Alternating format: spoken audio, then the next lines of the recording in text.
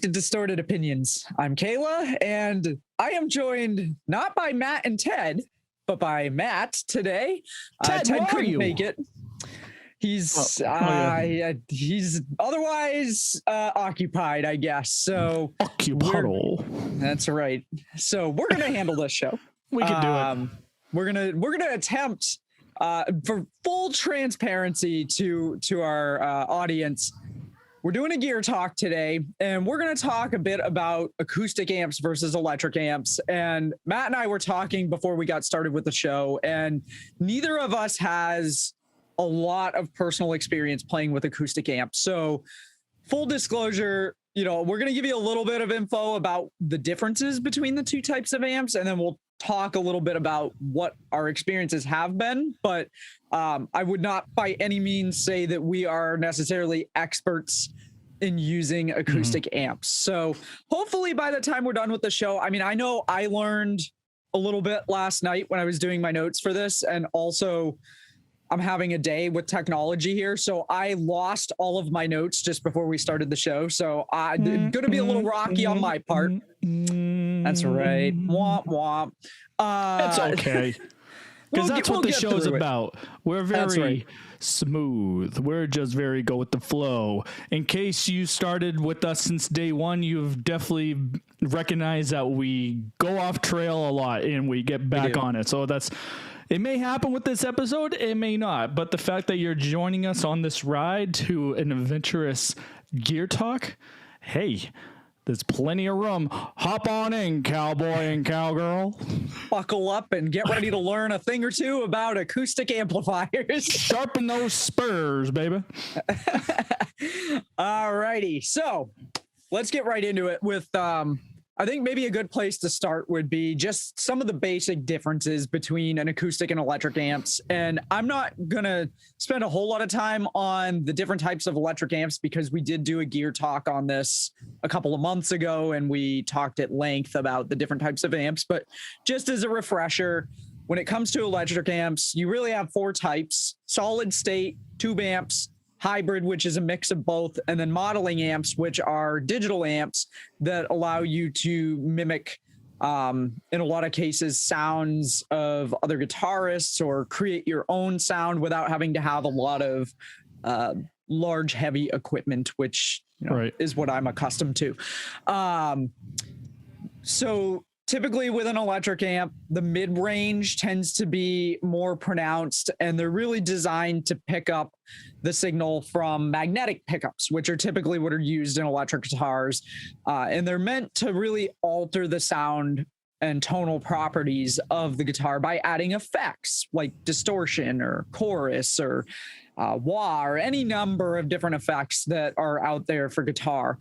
And you would either run them, if you're at a live concert or in a venue, you would typically either run them by putting a mic in front of the amp or running it directly into the PA. And an acoustic amp, where that tends to be a little bit different, is they tend to have a flatter tone and a more hi-fi quality.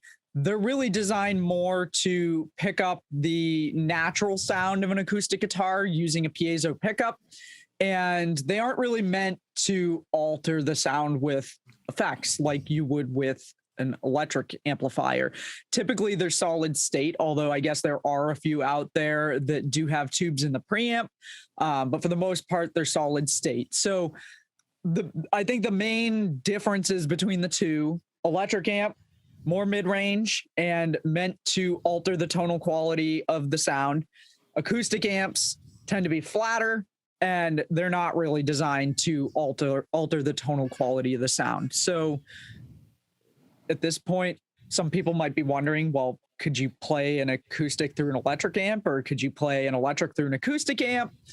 The short answer is yes, but the longer answer is you probably don't really want to do that, because they're really designed for the type of guitar that you're supposed to use them with. And if you try to put an electric guitar through an acoustic amp, there's limitations to that, because like I said, they're not designed to alter the sound. So if you start trying to put distortion through an acoustic amp, apparently it doesn't sound very good. It The audio muddy. tends to clip. Yeah, it just doesn't sound good. You probably wouldn't want to do it. If you were going to play clean, probably not too bad, but again, it's not going to have the same tonal quality as an electric amp would have with an electric guitar. An acoustic through an electric amp, a little bit more feasible. However, because there tends to be more mid-range in an electric amp, you put an acoustic through an electric amp and now all of a sudden you're going to be dealing with a lot of feedback. And that's been my personal experience. Yep. Anytime I've ever tried, like, I very rarely, I can't think of the last time I tried to play an acoustic through an amplifier, but all I own are electric amps. And what I do remember is that there's a lot of feedback issues because you've got a lot of mid-range and you've got a hollow body guitar, and that's just reverberating back into the guitar, and it's problematic. Sometimes that could happen with semi-hollows as well too. Help with that feedback as well. Because if you think about it, I mean, semi-hollows, the reason why they're called semi-hollows is, again, that word hollow. When you're thinking of acoustics, they're all hollow. So with that mid-range, it's going to affect it. I know, Kayla, when we played that jam session in Shirley at the War Memorial, as much as I love the Sheridan, which I featured in our first podcast, it sucks playing live because it's that mid-range that I do use a lot in my tone that differentiates the ability to play versus not playing. So that experience alone was just, you get a lot of high pitched squeals, which I had no choice but to switch over to my Paul Reed Smith and whatnot. But it's those cases where, again, it can depend on the type of amp. Like Kayla mentioned, acoustic amps are more flatter. So when you play it through when you play an electric guitar through that flat line type of amp, you're not going to get all the tonalities. It doesn't matter if you play with the tones on the actual switch itself on the guitar, because it's still got all of these flat. It's going to sound very, very monotone and very muddy. And then the opposite with acoustics is you're not going to get that natural feel, because now you're playing with, frequencies off of an electric amp that's meant to differentiates those types of electrical tones and whatnot. So then now the next question that maybe our listeners are going to say is, well, Matt and Kayla, there are such things as acoustic electric guitars. And that's true. Why? But they are built for both. Yeah. Take, for instance, Kayla's Parker Fly. Okay. Actually, you said acoustic electrics. This would probably be an electric acoustic. Well, electric acoustic, yes. Is that what you meant? Sorry. Well, yeah. I consider electric acoustics. I consider an acoustic electric to be an acoustic guitar that has a piezo pickup in it that allows you to plug in electric, whereas this I would consider to be an electric that can get an acoustic sound because it does have a piezo in it. But you couldn't play this. I mean, you can play it unplugged, but and for our people who are not watching the video, our audio listeners, I'm holding up my Parker Fly, which I've talked about on other shows.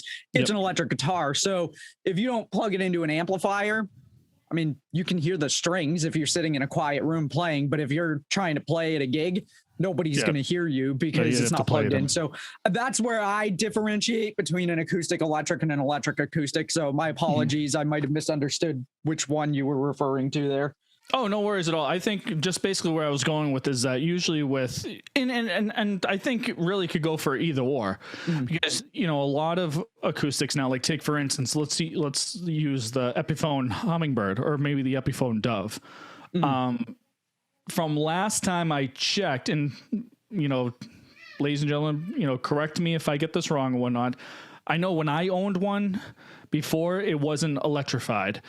Now I'm seeing on sites such as Sweetwater, American Music Supply, maybe even Guitar Center, that now these Epiphone Hummingbirds or Doves now have electronic components to them. So now the question becomes, which what I was mentioning is, well, can you play those through an electric amp and an acoustic amp? And the answer is, you could. I mean, they're built to have those types of tonalities. Usually when you're finding with acoustics that have electronic components, such as let's talk about Martin has them, Taylor has them, Guild has them, Fender has them. I mean, the world of electronics and acoustics is really starting to blend in together. And what we and for those that can't watch the video right now, Kayla is holding up her dad's Martin right now that has, Kayla, from the screen, what components does it have? Martin? It's got a Fishman piezo built into it, so you can plug it into an amplifier if you wanted to. Yep. And what makes those frequencies be available for those that were to plug into a regular amp is because it has that technology to play with the frequency, so you can actually make the natural sound of the acoustic blend with the technology that is built into it purposely.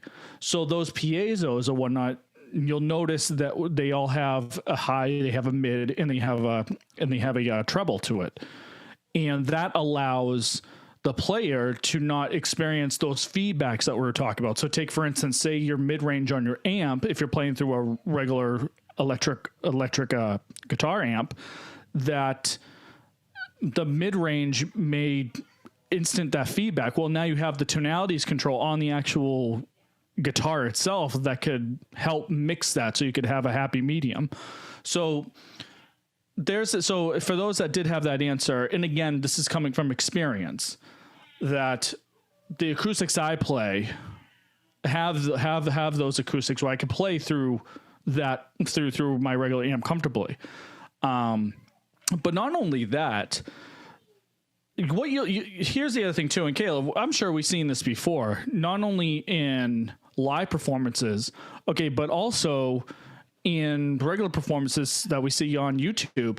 And that's the question of, well, can you plug an acoustic through a PA? And yeah, that happens too. It's the closest thing to an acoustic amp. It's not exactly the same thing tone wise, right? But there are, especially with open mic sessions, where people plug in right through the PA, similar to a bass. Plugging through a PA. Why? Because it has those electronic components. Now it'll be a little bit difficult, if you had an acoustic that didn't have those, and say they have to mic it.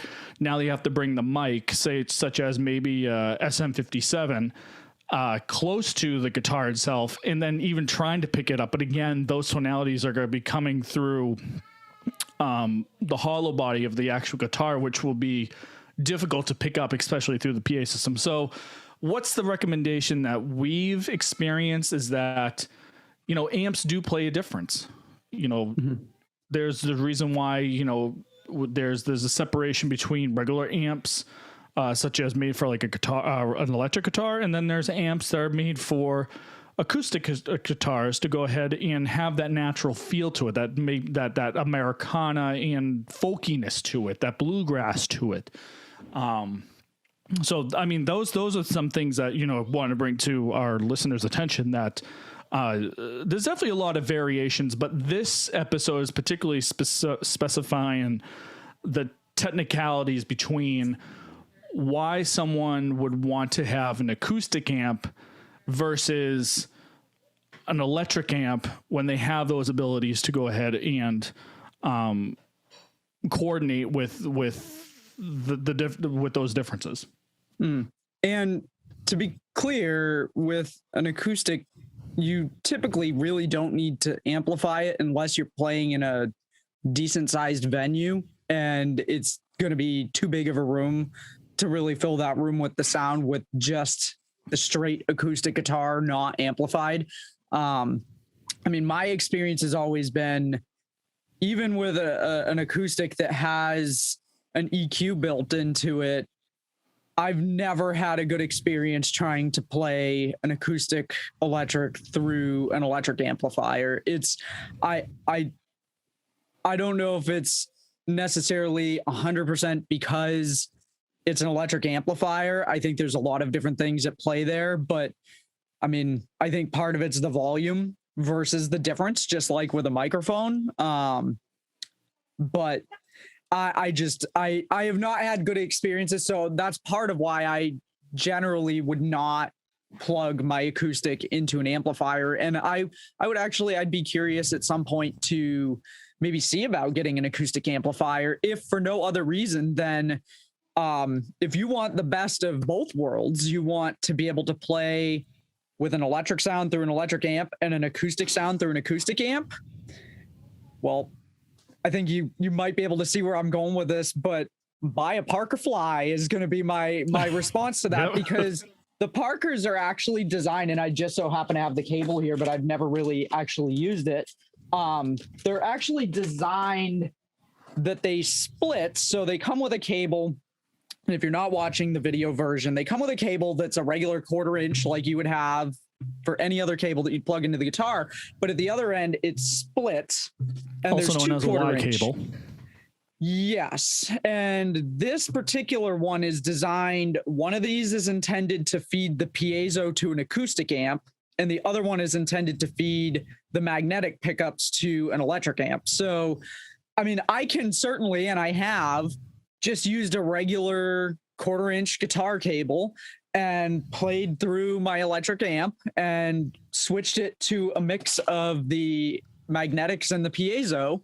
And in our pedal episode, I talked about my Vox Tone Lab, which I love. And the Vox Tone Lab has a preset, and I don't honestly know what the effects are that are set in that particular preset, but if I set it to that preset and I flip the guitar to the piezo only, I can actually get a pretty authentic sounding acoustic sound out of my electric amp.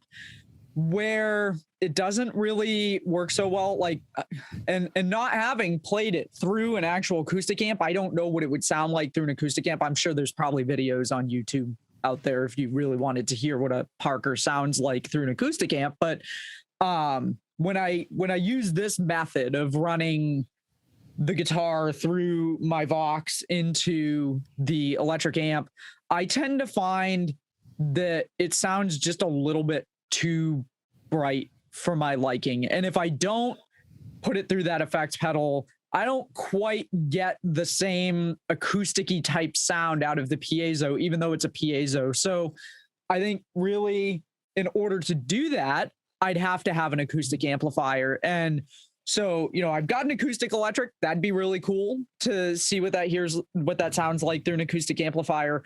But I think even more so, what I would be interested in is being able to split and hear the acoustic sound through an acoustic amp and the electric sound through an electric amp. And I'm sure you can do some really cool mixes of the different tonalities if you've got an acoustic amp to do that. So,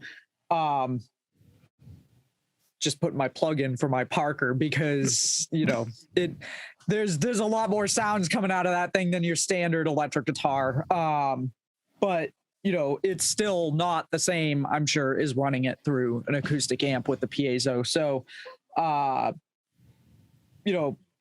again, personally, I don't play the acoustic through an electric amp because it just doesn't sound good to me. But you could do it. And one of the recommendations I saw, if you're going to do that, is that apparently if you get a sound hole cover, that kind of helps with that issue of the feedback because of the more mid-range sounds that come out of an electric amp. So I've never really tried that either. I don't have a sound hole cover, so I just haven't, but I'm sure I could probably get one for cheap. And I don't know if y'all are hearing in the background my dog is going absolutely nuts, so I apologize if that is being picked up. I don't know what their problem is, but they're having a fit upstairs. What and it's hot. The hell? I can't even hear anything. Then again, oh good. Then again, you might hear a 21-month-old in the background. That's kind of like okay, so no, that's. But I'm wearing an earbud, so for our listeners that aren't listening through headphones, they may not notice that. That is my seed in the other room. Oh jeez. But with that being said, kind of getting back onto the rails of acoustic amps. Yeah. I'm sure that again, one of our listeners talking about this may have said, hey, especially for those that are, veterans that have been listening to the show since day one. Again, thank you for everyone who's been with us since day one, and even new listeners that are coming on to the show. So there might be a listener out there that says, hey guys, I remember when you were talking about starter kits and how guitars came with a little amp. Well, do they come with acoustics with acoustic amps? And the answer is, that's my little, oh wait, sorry. There we go. I tried doing a drum roll by doing clapping. It just didn't work out. Ted's not here. Ted's not here. So yes, there is an acoustic starter kit.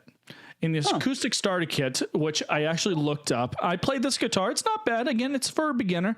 Anyone that just wants to, still have that ability to learn guitar and, kind of have the mix of both worlds, whether it's acoustic or electric. Recommendation, again, nowhere near sponsored by Epiphone and whatnot, but a recommendation is there's a pack called the Epiphone PR4E pack, and it comes with an Epiphone PR4. And the E stands for the electronic components for the acoustic. And what it comes with a little 15-watt acoustic amp. Now, so my personal opinion is that there's only really, I felt like there's really only one brand out there that can have that can work both ways with, two companies out there that can make great products from an instrument side and from an amplifier side. One is Fender and two is Roland. Okay. I haven't really, I know that Paul Reed Smith's coming out with, they have amps out there. Gibson at one point had amps out there. But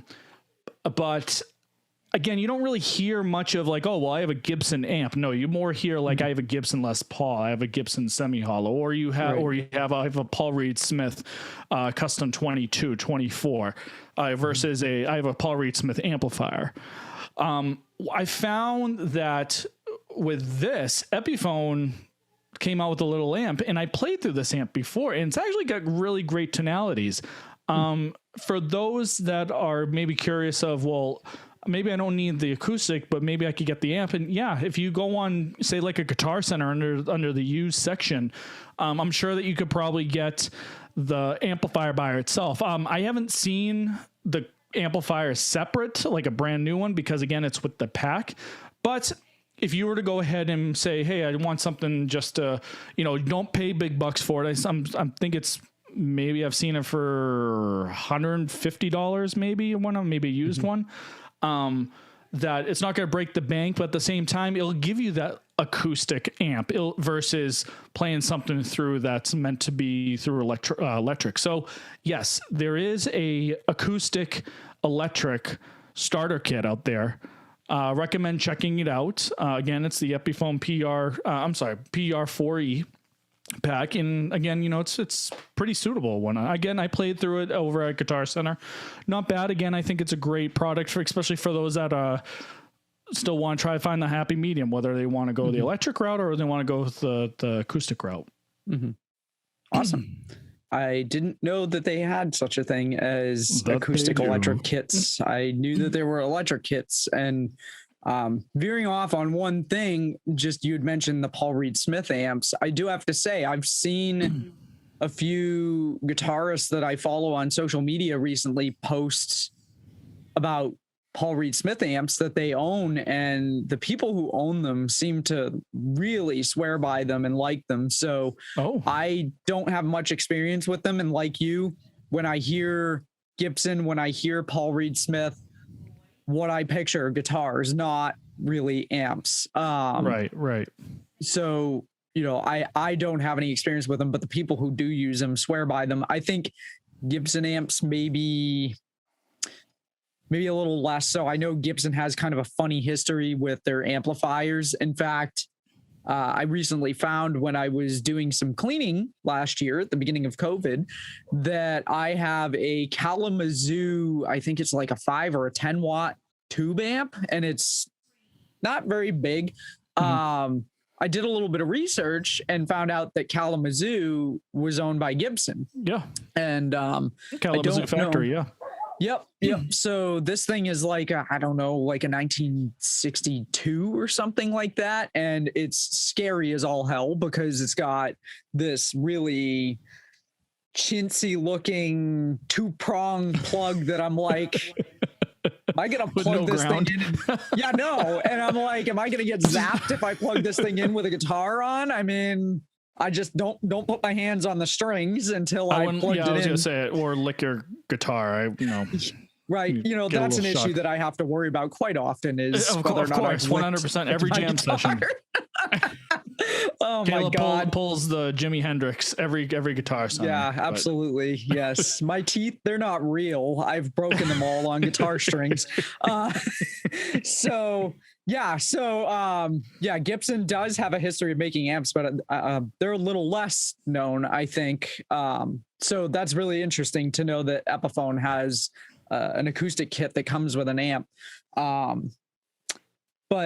yeah, so I mean, overall, again, you don't necessarily need an amplifier for an acoustic, but if you have an acoustic electric and you wanted to venture into trying to amplify it for whatever reason, if it's just curiosity, or maybe you're playing a gig and you have a slightly bigger venue that you're playing at, my personal recommendation would be that you buy an acoustic amp for that.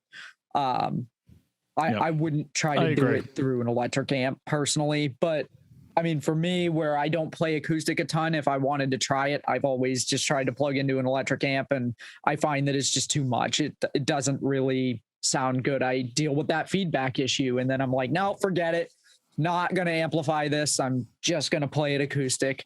But I would love to try an acoustic amp, both with the acoustic and to be able to split the signal coming out of my Parker and see what that sounds like. So, of course. I don't know, Matt, if you have anything else to add, or if we've kind of exhausted our basic overview of the differences between the two types of amps. You know what? I do have one little thing. All right. Listeners out there, again, the show is called Distorted Opinions. Give us your opinion if you play your acoustic through an electric amp. Maybe there's something that Kayla and I haven't discussed in this episode. Sure. That, hey, maybe it might change our opinions. Sure. Maybe we might be able to try something like that. Again, that's what's great about the show, is that we talk about technicalities. We talk about experience. We talk about everything from a beginner standpoint to experience level, as what we're talking about now. But doesn't mean that we're know-it-alls. It doesn't mean that we're subject matter experts. Okay, it just means that we're your typical musicians that just love everything about music, and that's what we do. If there's anything that the show has in common, especially with Ted, Kayla, and I, is that we all have a love for music, and we all have a love for learning more about our instruments, and not so much just say one instrument. Say it's a guitar. Right. Okay, Ted was mentioning in previous episodes that he played bass. He played guitar in 5-amp fuse for my band. Okay, and now he's a drummer. Okay, Kayla, you played bass. Okay, and you're a guitar player or whatnot. Okay, and French horn. So again, in this show, we talk about all different types of levels of instruments, and that's what really makes this show really exciting. So if you are one that plays your acoustic through an electric amp and says, well, hey guys, this is what I found, send us an email. Okay. Send us an email, distortedopinionshow@gmail.com and whatnot. Okay. You can find us on social media platforms and whatnot. You could find us at anchorfm.com. You can find us on Spotify, or just kidding, anchor.fm. All right, there we go. That's the beginning of the new. So good. We were doing so good. Okay, you know what? Hey, listen. Last year, hey, as they say, okay, this is year 2, baby. This is year 2. The first year was messing up the email, and now we've already confirmed it's gonna be me messing up the anchor page. So there we go. Just scratch it. So I've graduated. I could get the email down, and now it's off to college learning the Anchor FM, it's a signature or whatnot, but I'm not going to do the signature. Kayla, you do the signature. That's all I have to say. Boom. Okay. It's anchor.fm/distorted opinions. That's our Anchor page. Yeah. I think where you got confused there is that it's not Distorted Opinions Show, which is the email address. Everything else is just Distorted Opinions except for the email address. So very true. Anchor.fm/distorted opinions is where you can find the links to our social media accounts, as well as a partial list of where the show is available in podcast only format. But you can also just probably search for Distorted Opinions on whatever your favorite podcast platform is, and you'll find us there. Yeah, I think Matt covered the rest of it. The email address was correct. You can find us on social media. You can comment there. You can leave us a voice message over on Anchor. I think that's it. I think we covered it all. So that's right. So let us know your thoughts if you've had experience with acoustic electrics, and if you've got maybe an amp that you really like, let me know, because I might be in the market for one. So I'd be curious. I always like to hear from people who I know who have first world experience with a product if I'm going to buy it. So I would much rather, if somebody out there has experience with an amplifier that they really like, that I hear about it from them versus going and reading reviews online, where I'm inevitably going to find a bunch of people that really like it and then some people that are like, no, this amp sucks. And then I'm like, oh, but why does it suck? And is it a reason that I should be concerned about if I'm about to dump money into it? And then I go back and forth, and I probably just don't ever make a decision on purchasing the amp because I can't. You might even get an invitation to be on the show to discuss why that amp sucks. Perhaps. So, with that, unless you have anything to add, Matt, I think we've exhausted this topic, and I think we have. All right. We'll circle back to it. We'll circle around. We'll get some guests in the pipeline, especially that, our subject matter experts when it comes down to the acoustic amps and whatnot. And we'll be very excited to have them on, to talk more about it. And other than that, that's the last word. All right. Awesome. Thank you, everybody, for tuning in. Hopefully you learned something today, and we'll see you next week with an all new episode. Yeah. See ya.